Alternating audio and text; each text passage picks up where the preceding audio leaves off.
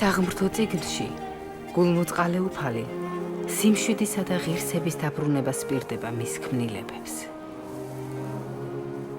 უფალმა თავისი გეგმის ნაწილი წინასწარმეტყველ აბრაამს გაუმშხა. აბრაამი ენდობოდა ღმერთს, ამიტომაც ღმერთმა აკურთხა იგი და მისი ცოლი სარა და აღუთქვა, რომ მათი მეშვეობით აკურთხებდა ყველა ერს.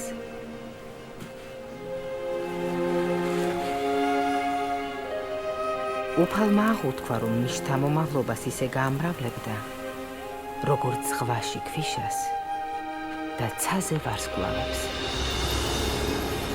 აბრაამს ღვთის წამდა. ამის გამო უფალი აფასებდა მას, როგორც თავის ერთგულ მსახურს და ღვთის მეგობარს უწოდებდა. ერთ დღეს უფალმა აბრაამს გამოცდა მოუწყო.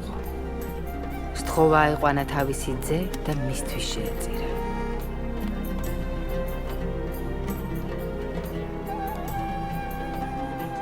აბრაამმა იცოდა, რომ უფალმა მას ძის საშუალებით აღუთქვა გამრავლება და ყველა მოდგმის ხალხის დალოცვა, მაგრამ მიენდო უფალს და მის ნებას დაემორჩილა.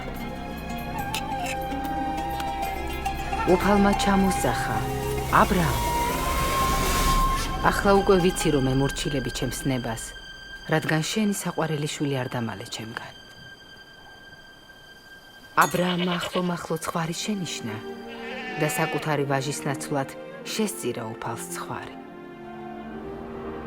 ღვთის მიერ აბრაამის ძის ნაცვლად ცხვრის მიღება მისი დიადი გეგმის გამოვლინება იყო.